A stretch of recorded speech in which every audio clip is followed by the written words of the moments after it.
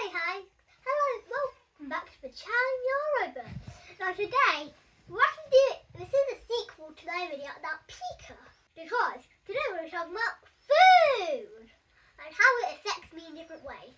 And I do not mean objects this time, I mean real food that you can actually digest. So first of all, we're going to talk about my favourite food. So some of my favourite foods are crackers, cheese and ham, which is rich crackers, ham and cheese.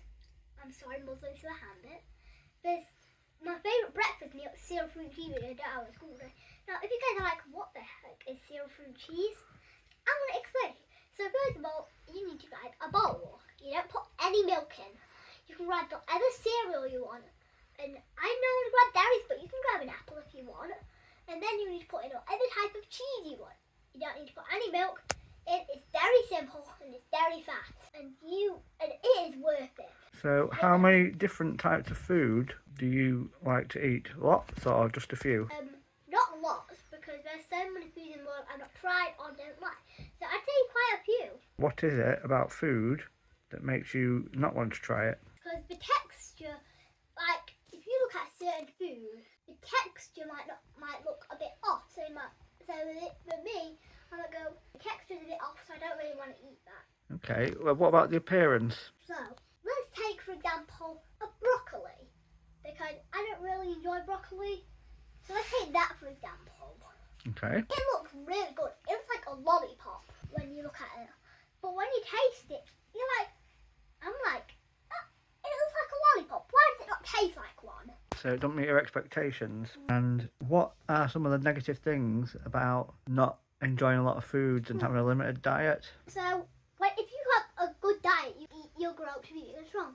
But I will not be as big and strong if I keep this really limited and small diet. And is it safe to say that your weight is normal or maybe a little bit underweight?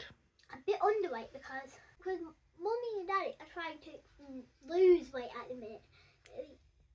And I'm trying to gain weight. That's how skinny I am. So who helps you manage your weight? The dietitians, Mummy and Daddy. And what about at school? Miss Honsley. And who else? The nurse. Oh yeah, the school nurse.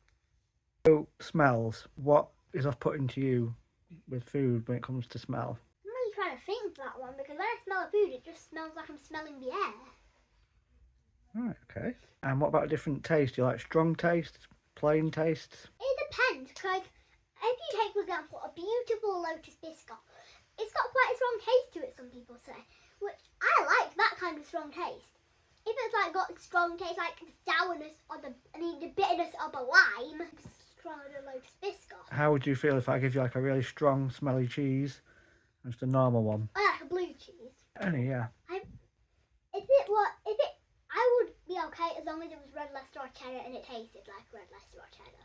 But if it was like a blue cheese, I would be pushing that plate away. So the food that you like to eat, you've got probably about 5 dishes that you like to eat, haven't you? Yeah. And how does that make you feel? Does it make you feel safe, secure? I actually don't think it's a bad thing to not enjoy as many dishes as people who enjoy every dish in the world, because you can then know what foods you like and which foods you don't like.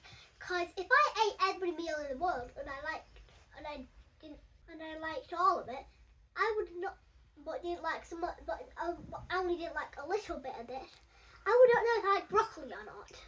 Okay, and so if I put a plate of something in front of you right now and it was all things you'd never eaten before, how would you instantly feel? I would go, my God, I do not want to eat that. And if I said, go on then, have a bit. I'd get really upset and worried, so I don't want you to tell me off for eating all the food.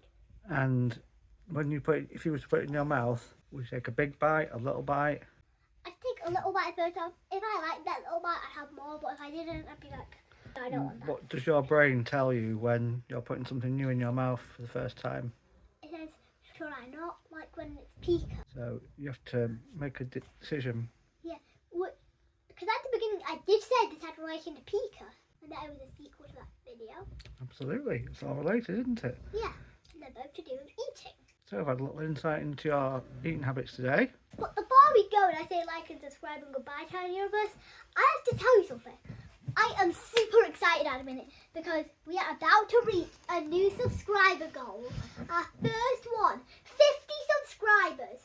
And for 50 subscribers, you're going to do a really special thing. So if you are not subscribed yet, please subscribe and like. And also, I noticed on the ADHD video, we've not had 75 views yet. So please share it with all your friends who have not seen this channel yet. So goodbye, channel. Like and subscribe. And also don't forget to share. Bye.